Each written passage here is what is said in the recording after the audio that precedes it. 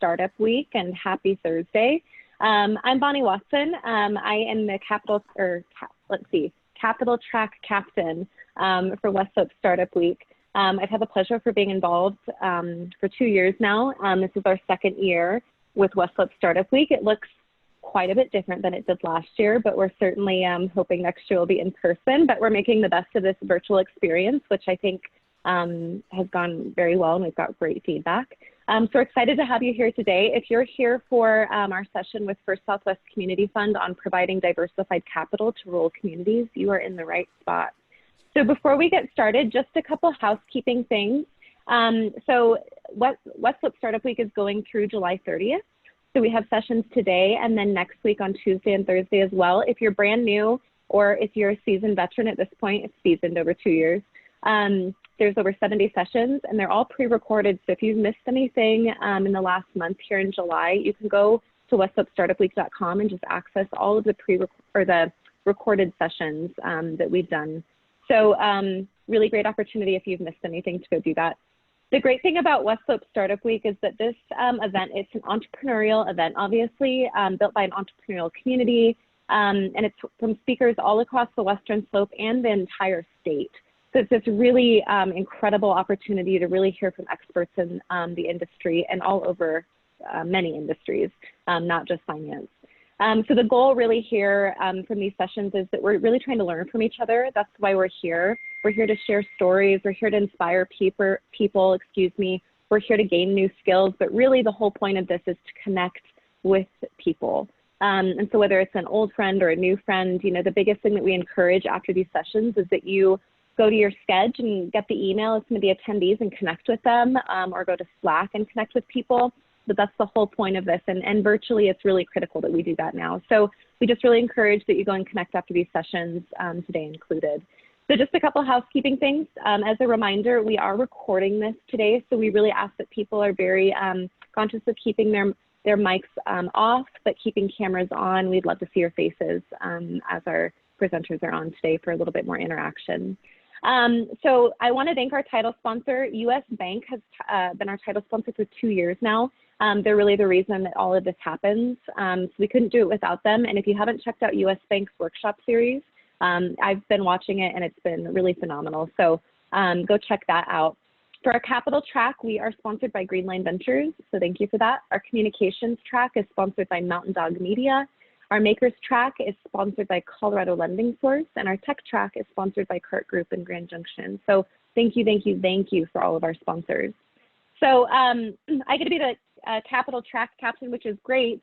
And I'm excited about all the sessions, but I am particularly excited about this session because there's many things that are near and dear to my heart here. So we, with the Telluride Regional Loan Fund, partner with First Southwest Community Fund and Community Bank, and it's a really fantastic group of individuals. And so they're here today to talk about providing diverse capital to rural communities, which is also near and dear to my heart, working in rural places in Colorado and providing capital. And so I'm incredibly excited. We have one of our founders here in our portfolio with our fund, Sadie Farrington, who is a female founder of Tomboy Butcher in Alien, Colorado. So we're super excited to have her. We have Cass Walker, who is the Executive Director of First Southwest Community Fund on the phone.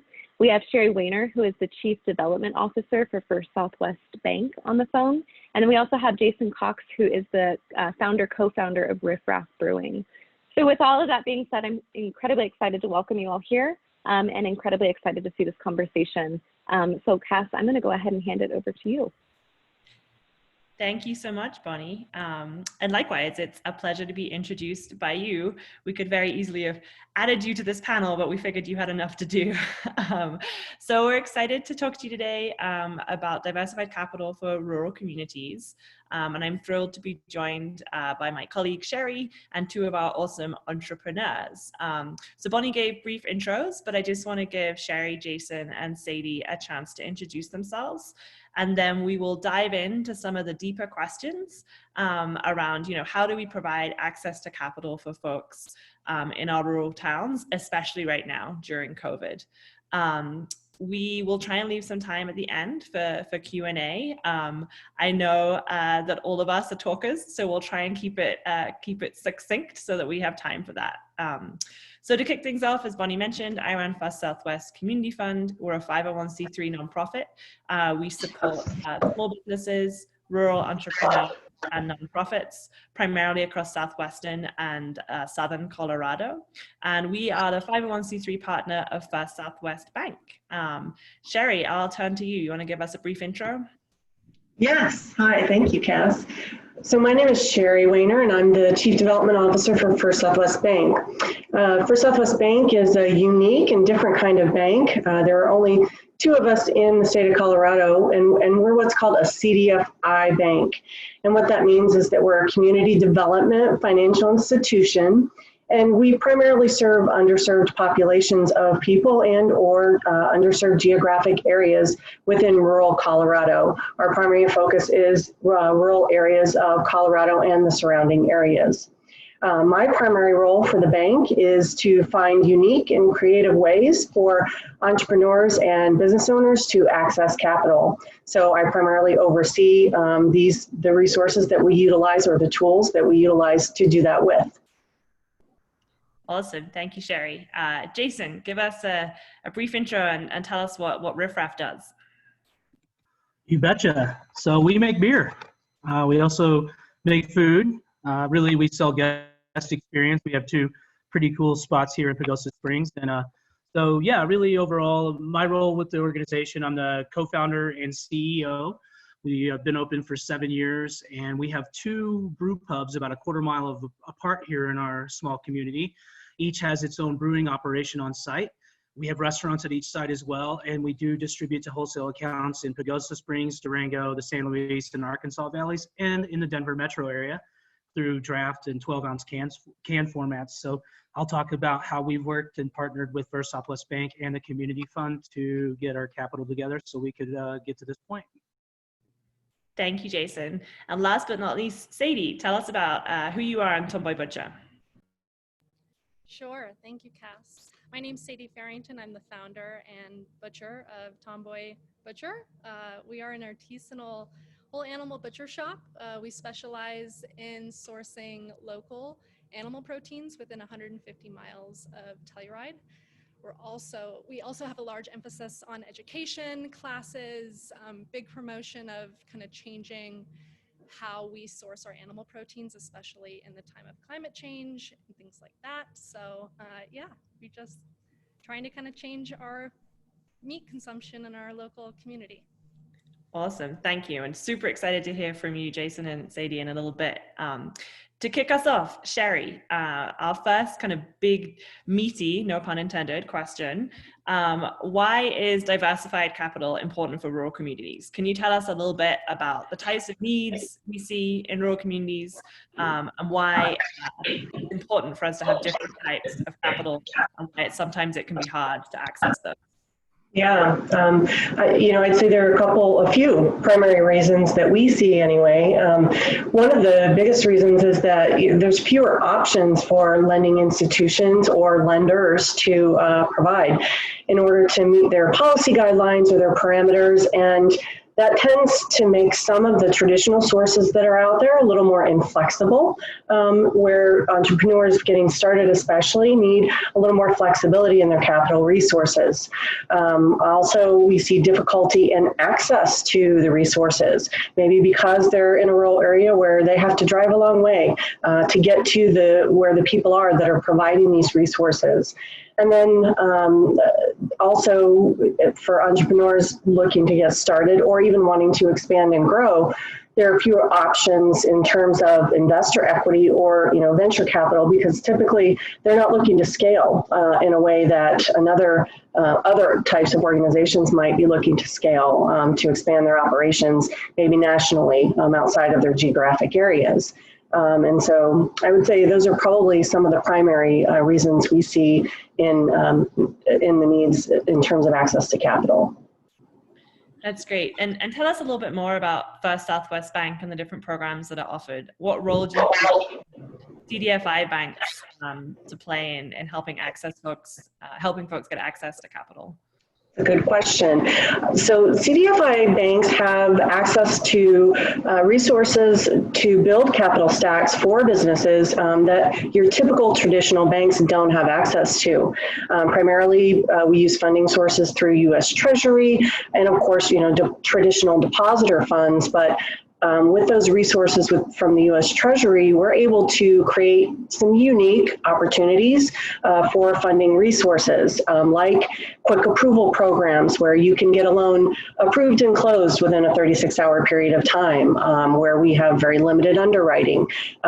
Traditionally, banks don't necessarily have those types of tools for quick access to capital.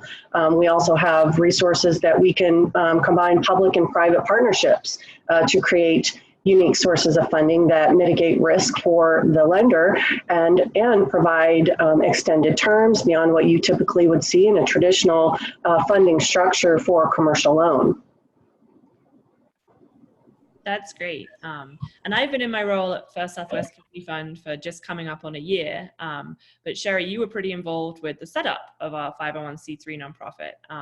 Can you tell us a little bit about why you saw a need for that, and why you and the rest of the team decided to, start First Southwest Community Fund about 5 years ago? Sure.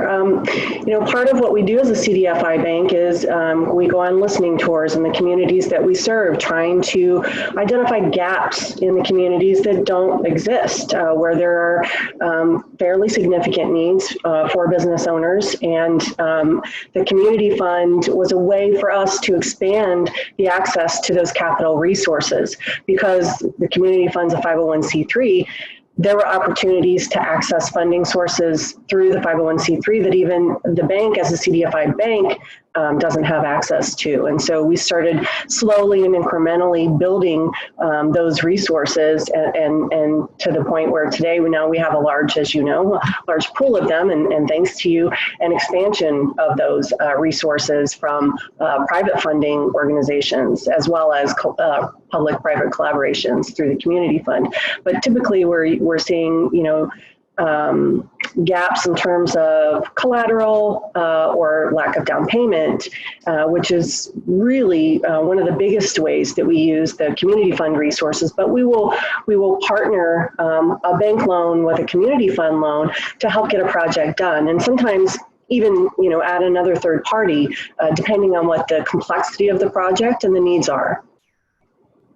Thank you. And we'll hear a little bit more about some of the live examples of how that's kind of played out. So before we go into that, I wanted to talk a little bit about, we've heard from Sherry, what is the role kind of CDFI banks can play in our rural communities? And, we have this unique partnership. So what is the role that a nonprofit like First Southwest Community Fund can play? And as Sherry mentioned, we quite often act as the risk mitigating capital, which enables folks to actually achieve getting the loan that they wouldn't otherwise be able to get. So the community fund's, main mission is access to capital. How do you help folks that have been traditionally marginalized from financial institutions and ecosystems help get, their foot in the door and enable them to grow their business? As Sherry says, we quite often see folks who maybe have a lack of collateral or down payment, and that can prevent people from even getting their business off the ground. The community fund, we currently have about 15 different programs. And as Sherry mentioned, we draw from a number of different funding sources to be able to offer those. We receive funding from USDA, from OEDIT, at the federal and state level. We work with a number of different foundations across Colorado. And that really enables us to offer a diverse range of programs that fits needs of lots of different types of businesses and entrepreneurs. So we have some general funding programs. If you're a startup business or a small business, we have some kind of generalized programs. We have programs where you can match a loan with a technical assistance grant, which is particularly important if you're getting off the ground.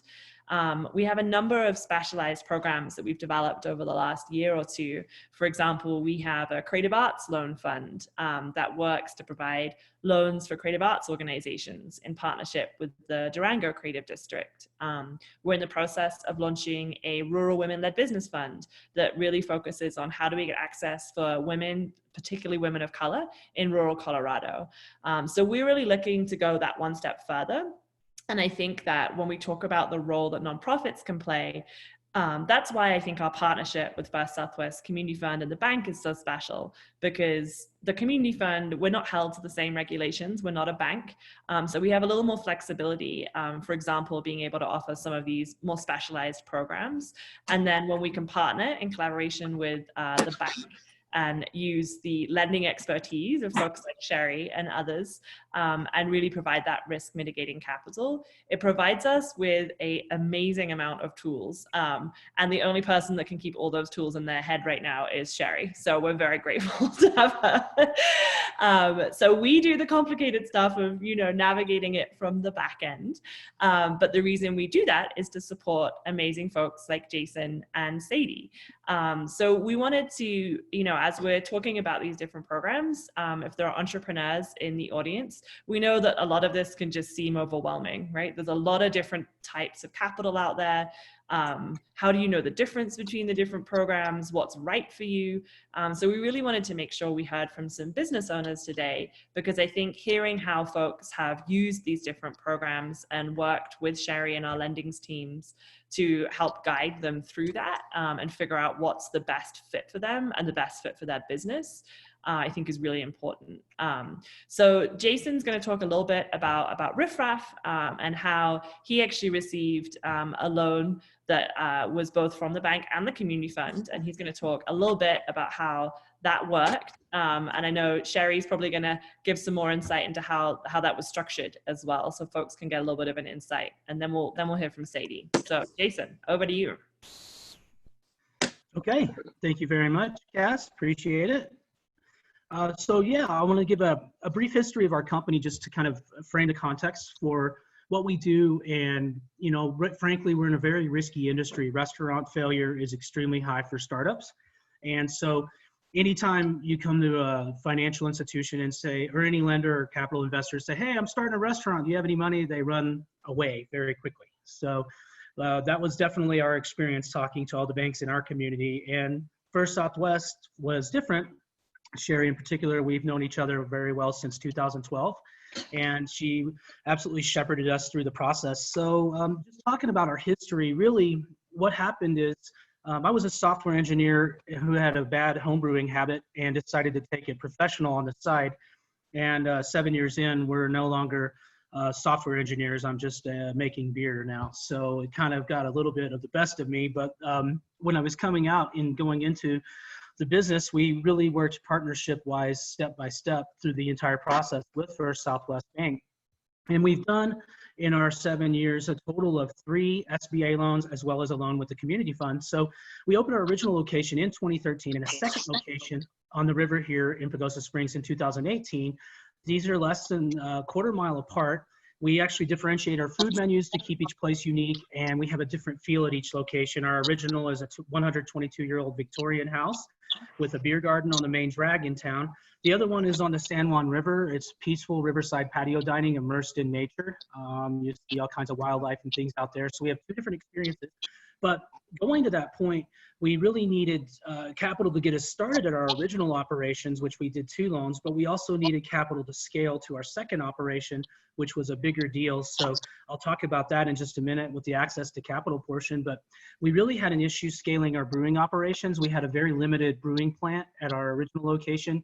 Victorian homes in the late 1890s were not designed to accommodate brew pubs. So we made it work as well as we could, but eventually ran out of room. Not to mention we're in a historic preservation district, so any changes we made had to go through a pretty rigorous review process. So we had looked at other options and decided that scaling the operation was the best option. And we looked at a number of different opportunities, from a manufacturing type of environment where it was purely manufacturing in a warehouse district to doing something more in a commercial district, which is ultimately what we decided.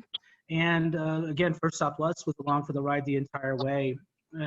After we were able to identify a target and present the idea in 2017 to First Southwest, we started planning on how we wanted to access that capital. And so essentially what we did, our first 2 deals, the first one was to get us started. And that startup capital was important because we were able to capitalize the company when we started in 2013 via 70% bank debt and only 30% equity sale. And that also included the founding partners bringing in some equity. But what was really important about that is, A, it helped greatly with reducing the capital contributions and needs from the founders. We were the idea people, the executors, but we also didn't come with a huge amount of capital. The second thing is it retained equity for the founding partners because the bank was essentially hedging that risk and giving us debt. So that was a really good program in our case. So that got us started and up and running. Within a year and a half, we needed another loan. And that loan was essentially to help us expand a unique system that Pagosa Springs has available in some other Colorado communities. But we are the second direct use geothermal brewery in the world. And we wanted to build out that system, which was a little over 100K. And we were able to secure some capital to get that project done. And it made us, again, the first in Colorado and the most innovative user of geothermal energy. So every single system in our original location in that Victorian building, including the brewing systems, all the heating systems, domestic hot water, everything for the kitchen is run off of geothermal energy. So we get 100% earth-powered beer that way. So it was really important to have them as a partner, and they understood what we were trying to do, and they understood the value of it. So that deal worked back in late 2014. Then we came along, as I said, time to scale. And the bank was really creative in this case. We had done the two deals before. Well, the deal we did ultimately that closed in 18 and that opened our new restaurant in 18 was more than twice the amount of our other two deals combined. And it was pretty risky. It was almost like a startup venture. It was like, hey, we're going to take an existing restaurant, completely change it out to divide it into a brewing operation and a restaurant. And we need money for that. So hopefully you guys will provide it. So the bank said, well, warily, well, how are we going to do this? And do you have a business plan? So we went back to the drawing board, got in startup mode, and brought a deal together. We needed a significant amount of capital, as I mentioned, and what Sherry and the bankers at First Southwest were able to come up with was a way to combine SBA financing through First Southwest Bank, as well as financing through the community fund to get this going. And it really helped us because it reduced the equity that we needed to put in to get the deal done. And it was an example of creative financing using the tools available. And as Cass mentioned, Sherry has a knowledge of somewhere short of 122,384 government loan programs and can kind of pull everything together. So having a technical partner who can do that is really important. And really what happened for us is the community fund monies were able to be secured because we were creating new jobs. And that job creation ties specifically to part of the internal core vision of the community funds. So it was one of the first uses, I believe, of the community fund dollars. And so we were proud to be part of it. But ultimately what it did is it let us open our new restaurant in 2018. And we are currently running under reduced capacity with COVID restrictions, but our revenue is actually up, believe it or not, over last year since we reopened, which is absolutely mind-blowing. Part of it is our wholesale is stronger because of the expansion. Part of it is just, you know, we've had the right places, the restaurants, the outdoor seating areas are good. But yeah, that investment really allowed us to scale and weather the storm in many good ways. And it also solved immediate problems on production capacity, as well as future-proofed us for, I hope, 5 to 10 years. We'll see if demand keeps increasing. It may only be 2 to 5, but that's a nice problem to have. So that's been our business history. The last thing about business history before I talk about why small businesses need what they need in access to capital and the biggest challenges they face is we did switch to 100% local grass-fed beef model in May with a local provider in northern New Mexico. And what was kind of fun about that is our next speaker, Sadie, is going to talk about her operation, which is a butcher operation. And we've seen an amazing use of local butchers and local vor mentality since the pandemic launched, especially with the disruptions in the big supply chains coming through mass-produced beef. And I do apologize. We didn't quite plan on launching a pandemic to launch our new grass-fed local vor beef program, but it has been quite advantageous to get people thinking in the mode of, hey, it's okay to get local and I'm willing to pay a little bit more for it. So that's kind of exciting. And Sadie will talk more about her business in just a second. But let's talk about why small businesses need access to capital and those challenges. Really, after a strong, well-conceived business plan, the next thing that is really critical is access to financial guidance and capital. Many owners are savvy, they're subject matter experts in their areas, but they're not necessarily financial gurus. And there are services like government-backed loan programs and things like that that serve as a bridge for small businesses, especially startups who need capital, but they don't have much expertise or experience in that realm, it's really risky. And you can look at venture capital and things like that, which was often the case in the software engineering world, but it's not as practical in a lot of the businesses that work in our small towns in Southwest Colorado and on the Western Slope. So having programs like the programs provided through First Southwest Bank and the Community Fund are absolutely critical. The other piece of that is technical assistance. It's hard to navigate all these programs. There are myriad programs, the requirements are different. Banks can help, and particularly First Southwest, I think, does a great job of this by customizing and combining products and approaches in a creative manner. Again, case in point, using the First Southwest Community Fund to help seed and reduce the equity requirements from our existing successful business, but it was in a scaling startup mode. So that helped all parties in that. It reduced our capital input needs and let us focus that capital on operations, especially in the startup phase, as well as the bank's risk went down because it could hedge on that. And I think the final thing in challenges is that the banks need to be understanding of the business model in these communities so they can enable capital securement for startups.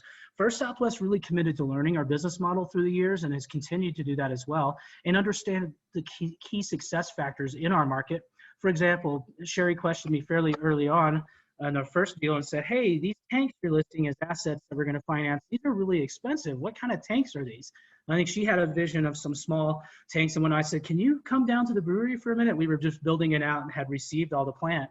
She comes in and walks in and she says, oh, okay, I get it. She's looking around. These are huge, beautiful stainless tanks. And it immediately justified the cost. But it was interesting because she was willing to learn that and to come down and to experience it and not just make assumptions that we were overpaying. So those were really important points for us. And I think that's what gets us through in our scale. And we'll talk a little bit more about that later, but that's really the story for us. Thank you, Jason. And before we go over to Sadie, Sherry, I'd be super interested to hear from you on the, on the person that really put that deal together. When you're looking at businesses like Jason's and kind of trying to figure out which of these programs and which of these capital sources we can use, what are some of the most important things that you're looking at or looked at for Jason while you're thinking through which sources you can use? I would say in his particular, well, in a lot of cases, actually, it's very important that the business owner understand their own model, that they understand all the dynamics of exactly what it is that they're looking to do. And part of that is, putting together a business plan and having a roadmap for yourself to be able to follow.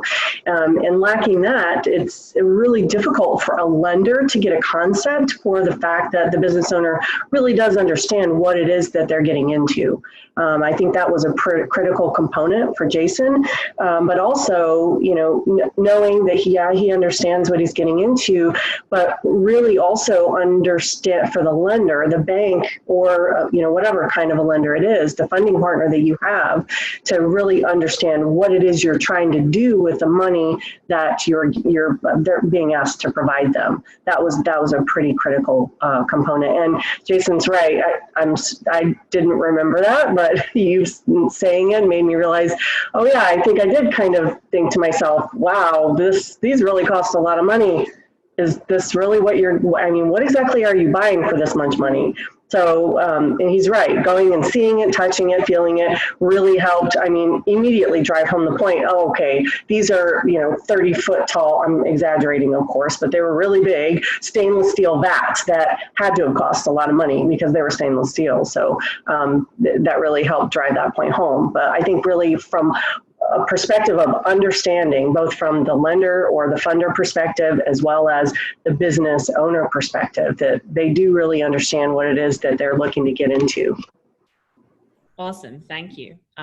So Jason's case study is a really good example of how, we blended SBA capital with one of our community fund programs that's funded through a USDA program, United States Department of Agriculture, so federal funding. We're now gonna switch over to Sadie, who's a brilliant case study of how we can use philanthropic and foundation dollars in order to support small businesses. So Sadie received a loan through us from the Telluride Regional Loan Fund First Southwest Community Fund is the operating partner with Telluride Foundation. Those of you who were here at the very beginning of the call will have heard Bonnie, who leads that fund, talking and introducing us. So Sadie, I'm going to turn it over to you to tell us more about Tomboy Butcher and how the Telluride Regional Loan Fund helped you get access to capital to help you grow your business. Sure, thank you, Cass. So a little backstory. I studied butchery in San Francisco under a bunch of butchers, kind of the old-fashioned way. There's no college for butchers. So I would basically show up unpaid and try to absorb absolutely anything I could from these fantastic, mostly European butchers. Knowing that one day I really wanted to be a part of, I moved to San Francisco during kind of the resurgence of the farm to table movement, and really fell in love with kind of how the market was demanding. I mean, there's a Portlandia joke about where your chicken's from, and that's totally true. I was kind of experiencing that in the moment, and it was really fantastic to see all of these restaurants begin to pivot and really support local agriculture, support farmers and ranchers. The people who grow our food should not be impoverished, and I think we're starting to realize that. So I was very passionate about that and studied under butchers for about 7 to 8 years. I had moved to Colorado about 5 years ago and Telluride about 3.5 years ago. I wasn't planning on opening up a butcher shop. I'm also a certified sommelier, so I was working as a sommelier selling wine, and just saw this huge need. People would constantly come up to me and just say how much Telluride was a food desert. And I would look around and be like, that's completely not true. It's just lacking advocacy. So yeah, I kind of just decided there's this need and I have this ability, and let's see if we can do it. And I had already previously put together a business plan. I knew what I wanted to accomplish. I knew I wanted to source local. It was definitely not a business that you kind of have a formula to, like at coffee shoppers. This was very different. And from all I know is I'm the only 100% female-owned butcher shop in the state of Colorado, which is amazing, but also that makes a lot of, lending scary because I'm the only one, and I definitely seeked out other options for lending, and they were not community-based, they were not local banks. And I would get a lot of blowback, and a lot of people were really scared to put funding towards me. And that was kind of difficult because I think as a green young entrepreneur, you want support from your lending. You want people to believe in your idea just as much as you do. And I had a lot of passion behind what I wanted to do. And somebody had mentioned to me, it was actually the Durango Small Business Development Center put me in touch with Sherry, which I'm so glad she did, because that was kind of the light bulb, and everything kind of felt right. And after having a meeting with them and kind of going over my business plan and my long-term goals and kind of shifting our community's meat consumption, because it's not sustainable the way it is. And yeah, I think just the support and it's just confidence building in order when you have your community supporting your dreams. I think it just gives you such a boost of what you can accomplish. And I've definitely experienced that. The community fund had helped me. It's kind of crazy how I foresaw all of this, because I did online sales from the very beginning, pre-COVID, which I'm really glad I did, because it's definitely helped me pivot in a way that I didn't have to change so much infrastructure in order to do. But they helped me get a bandsaw so that I would be able to generate more product without having to hand butcher everything, which is what I was doing previously, which I still love to do, but it's nice when you're under a pinch of a deadline. And especially right now, we've seen 30% growth every quarter. And right now we're kind of maxed out because we've gotten just as many animals as we can get harvested. Harvesting facilities are just getting bombarded right now. So we've kind of fit in where we could, but we can only harvest so many animals a month. So we're kind of maxed out right now, which is kind of crazy for us. But Yeah, I can't say enough about the community fund and how supportive they've been. Even Bonnie just being right down the road, I've definitely utilized her quite a bit for my needs, and she's always checking in with me. And I can't think of a lot of banking situations that check in on you and make sure that you're doing all right, especially through a global pandemic. It's pretty fantastic to see community funds like this. I'm in San Francisco. We don't have a lot of that. You have to have, a lot of venture capital, and this was such a fantastic blessing. Thank you, Sadie. And I'm going to take advantage of the fact that we still have Bonnie on the line. And Bonnie, as the lender that was dealing with Sadie and helping her through this, asked you kind of the same question that I asked Sherry. What role do you see the Telluride Regional Loan Fund, explicitly is trying to help startup businesses, right, in that region. So when you were putting together Sadie's deal and helping her, as with others that you've done, what role do you see the Telluride Regional Loan Fund playing as we're talking about access to capital? Thanks, Cass. And, I really see education and mentorship is really the place where all these lenders should really, that's the part they should really be playing, and making sure that we are giving all of the resources we possibly can to these small businesses, but entrepreneurs, and especially startup entrepreneurs, that's, you can always give money. And I'm a recovering banker, and I use that terminology now and I joke about it, but that's not a mentality of a big bank is like, let's go check on the projects and walk down the street and make sure that, everything's okay. And I think Sadie's opportunity is unique because I actually get to use the product, and we come down there twice a week and pick up our meat subscription, and we actually get to see this like really awesome model work. And so, I think it's different in rural places sometimes than, like Sadie alluded to, San Francisco or a big metro area, but being a resource is the only thing. And it's not, being a resource at the beginning of getting the money and having the conversation when everyone's engaged. It's all the way to the end and way past that, even after you've paid off your loan and whatever, like people think that's what it is, but it's about continuing to elevate that entrepreneur and continuing to connect them with the right people and having the right conversations. So that's my take on it. Thank you, Bonnie. And sorry for putting you on the spot, but given we had you on the call. So I think, before we dive into our next question, one really big theme I'm hearing, which I think is really a good thing to bring out, is this piece about being local, right? When we're talking about access to capital, having places within our rural communities that you can go. I often say that I think that's one of our big differentiating factors is we live, breathe, and work in these communities. We eat from these guys. Sherry and I are regulars at Riff Raff, as we're a little closer to Jason. Bonnie is eating Sadie's meat, twice a week. So it really is, we are living and breathing and working this stuff. And I think that having that local understanding when we're talking about, diversified capital, and we as lenders are able to see what the needs are on the ground. And I think that I just wanted to pull that theme out because that's something that I'm hearing across the board from all of you. And I think is really important to note.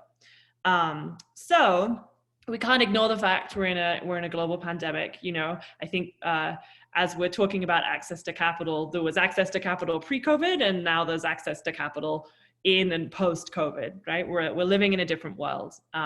So I would love to have a little bit more of a roundtable discussion with the three of you about, what do we need to see in terms of access to capital in rural communities during, post, whatever stage we're in with COVID, right? We have heard from actually, Jason and Sadie, you both have been doing pretty well, especially as we look across our portfolio. I would say the two of you are definitely, have been able to really pivot and provide services to your communities. But I'll start maybe with Sadie. What are you seeing in terms of needs, both from yourself and your peers? And what are we going to need to recover from this in terms of access to capital?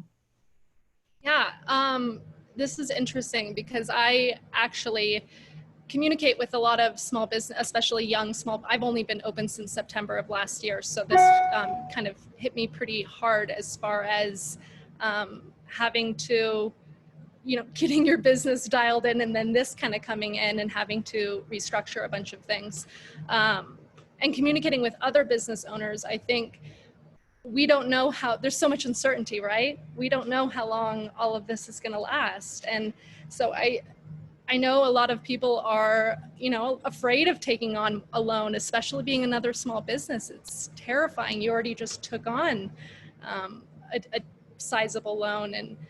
And I think a lot of people, including me, I'm a sole butcher. I'm the only butcher here. I do have an employee, but I couldn't qualify for PPP. There was very few things I could qualify besides the idle. But like I said, where there's so much uncertainty on how long this is going to last. So being able to make the assumption of how much you're going to need is very difficult.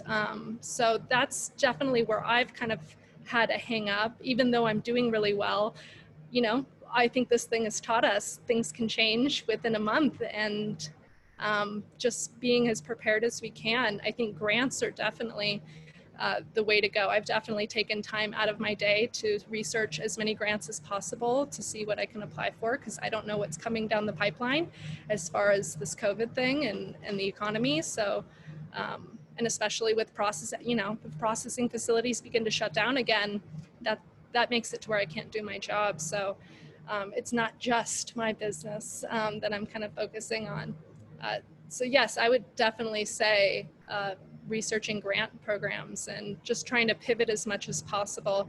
We've added a lot of educational butcher classes, a female butcher class, which I'm really excited about, to try to make up some of those missing funds. But yeah, just pivot. Thank you, Sadie. That's awesome. And Jason, you know, you Riff Raff's been around a little bit longer than Tomboy Butcher, so you're in a slightly different position to Sadie. I also know you are one of the go-to people for advice in Pagosa for businesses, so I'm sure you've had people knocking on your door asking you for help and advice. What do you think? What are we going to need to see in terms of access to capital during and post-COVID recovery?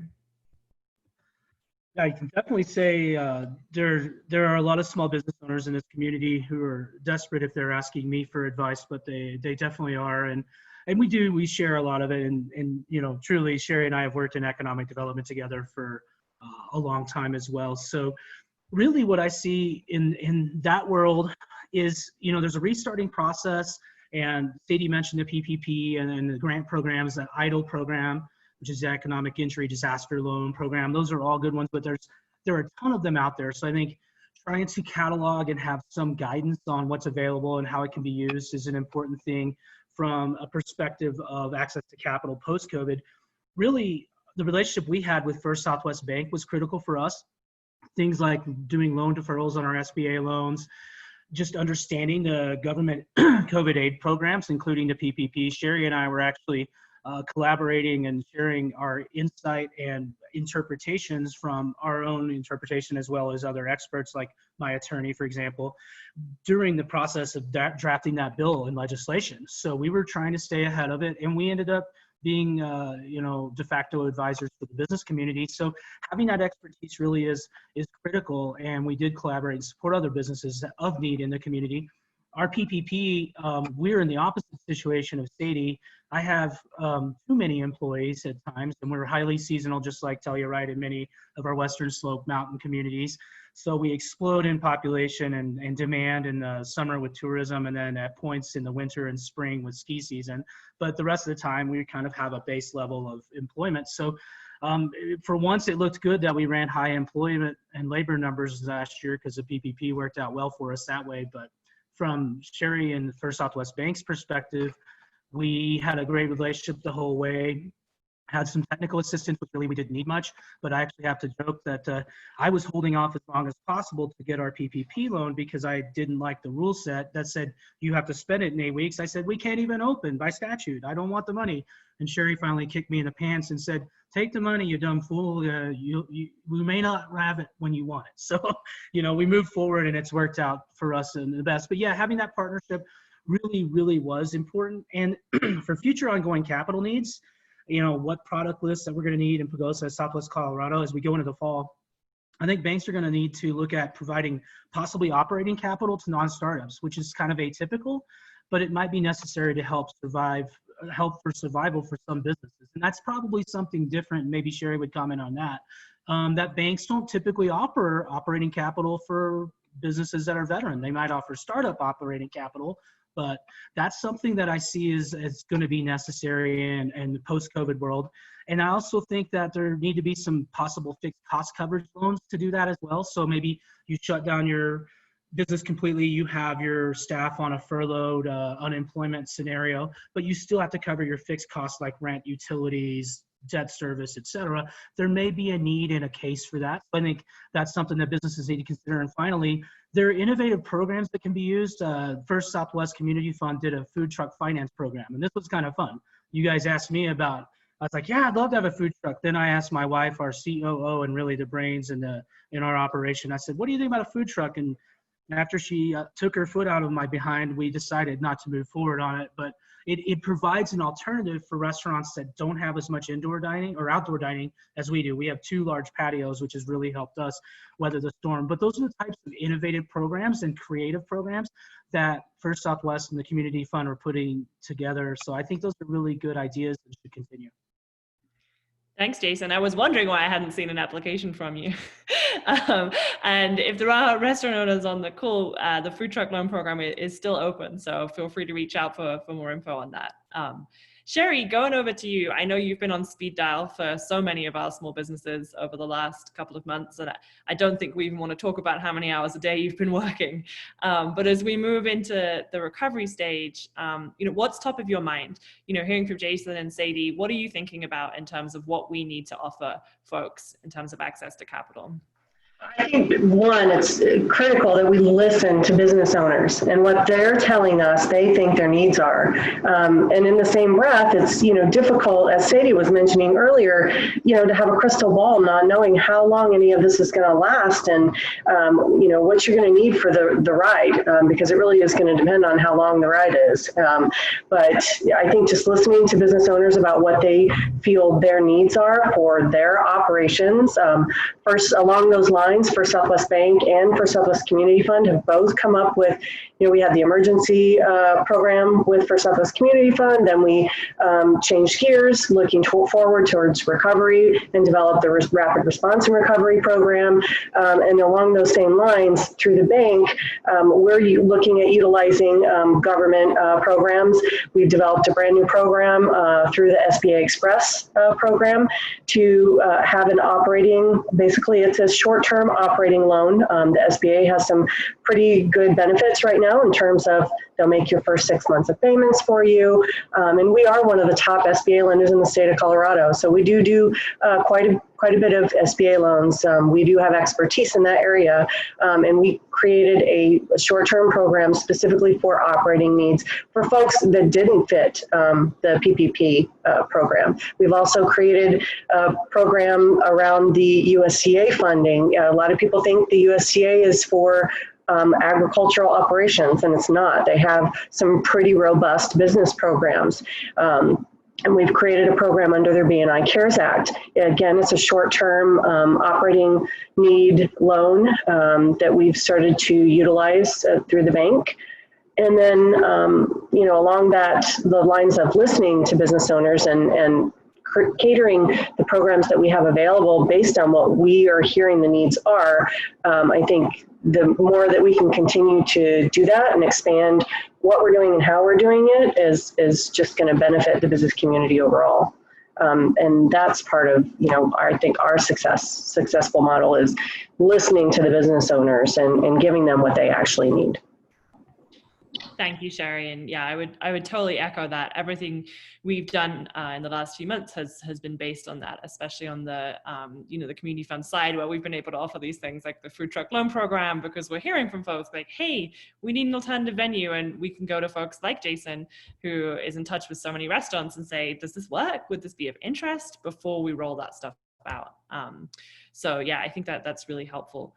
I'm conscious we have, about 10 minutes left. So if anyone has any questions, please feel free to either unmute yourself and ask them, or put them in the chat. I have just put the links to both the community fund and the bank websites in the chat. So if you do have questions or want to know more about any of our programs, you can go there. As Sherry mentioned, we have a number of different things, both on the bank and the community fund side, set up to support folks both in the emergency and recovery stage. We know that some folks honestly are hitting their emergency stage right now, especially as we see a surge of cases in some of our communities. So we do have both the emergency programs open and our recovery programs. So I'll see if there are any questions from folks on the call, and then we'll move into our last piece, which is some candid advice from our panelists on what business owners need to do to weather the next few months. So any questions?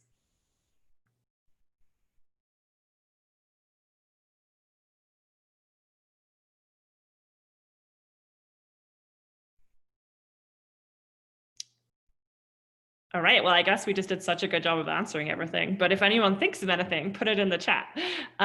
So to round out our time, it's been an incredibly tough few months everywhere, right? But I think our rural communities have really felt it. I don't know if there's a way to say harder, but it's definitely been tough down here. For each of you, Sadie, Sherry, and Jason, what advice would you give to business owners to weather the next few months? We don't know what's coming. We don't know if it's going to get better or get worse. It certainly feels like we've still got some hard times to come. So Sadie, let's start with you. What advice would you give to folks, especially those who have recently started their business? Yeah, I think it's really easy to get a bit paralyzed by fear. And, if you're kind of focusing on how you can get income as soon as possible. I definitely took quite a bit of time because I actually had to quarantine and couldn't work and kind of thought, it's just terrifying to not be able to, you just feel very out of control. And so take that time to focus on maybe your social media presence. It might not be direct income right now, but it's going to help your business in the long run. It also kind of keeps you from spinning out. I think it's really easy to do that, especially when, you don't have a lot of projections under your belt of what to expect for your business. Everything's new, and then on top of COVID. So I would say, and utilize the people around you. I think Telluride's such a small community, and we benefited from kind of resource exchange. Like, what are you good at? What am I good at? How can we kind of support each other? I studied photography and shot a bunch of product photography for friends of mine that have small businesses. So I think it's important to support each other. We're all in this together, and utilize each other. Exchange as many resources as you can to kind of stay afloat.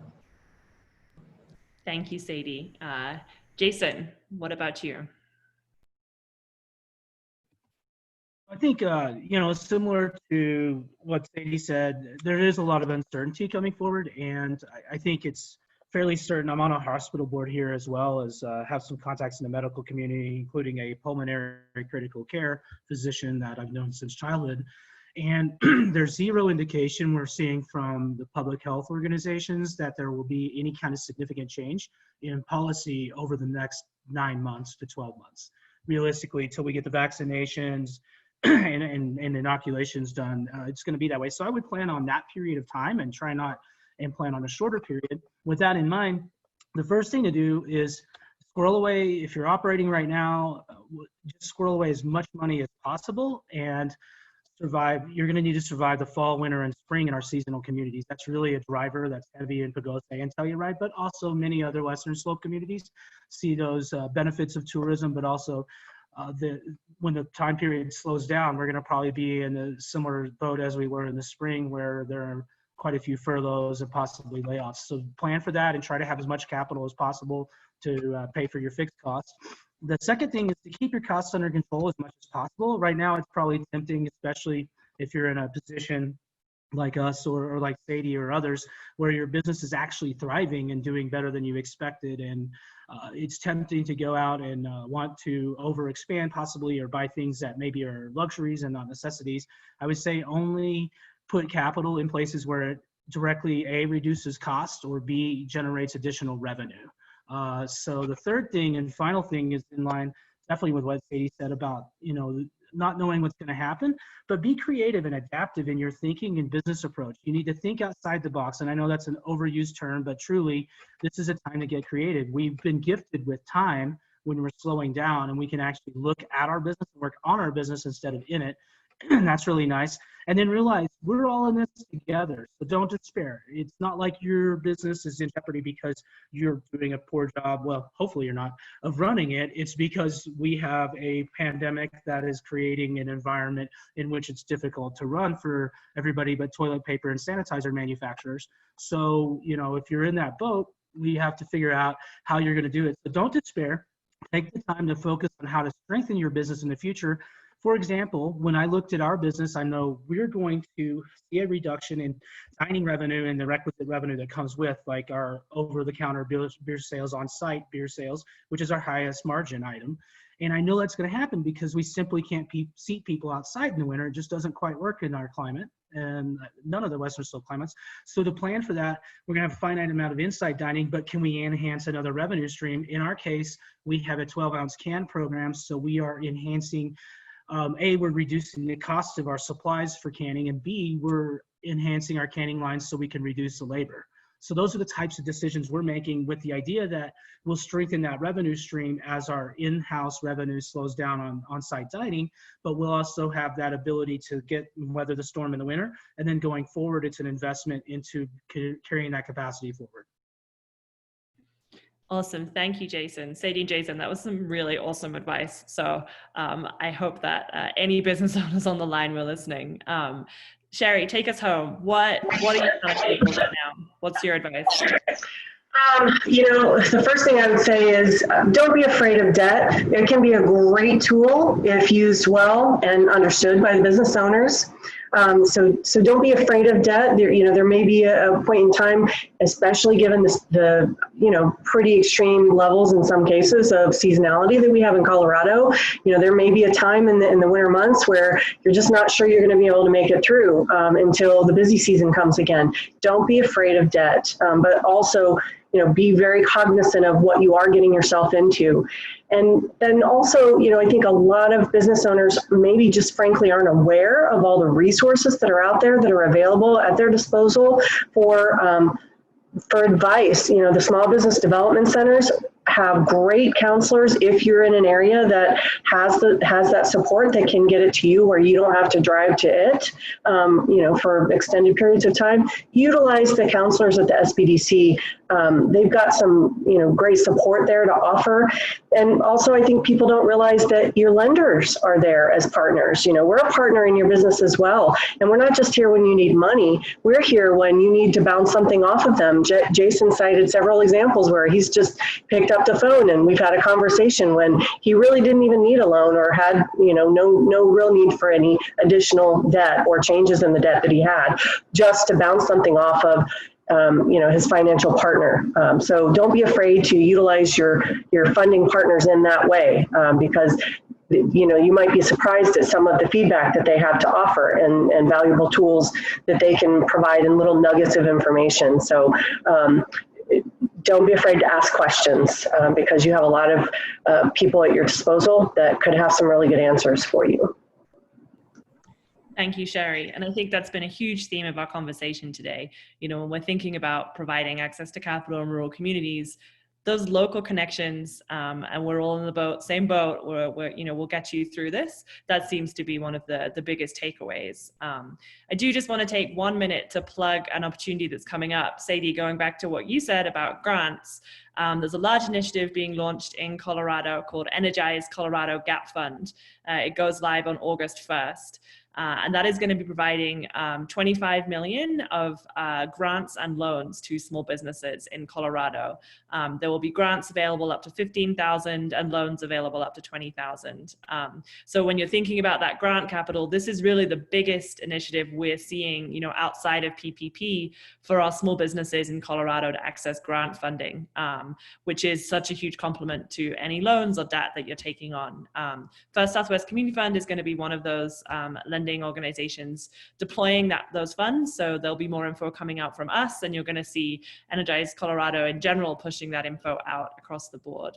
So stay tuned for that. And with that, I'll just say a huge thank you to Jason, Sherry, and Sadie for joining us today. We know how busy you are. And thanks to Bonnie for introducing us and West Slope Startup Week for putting this on.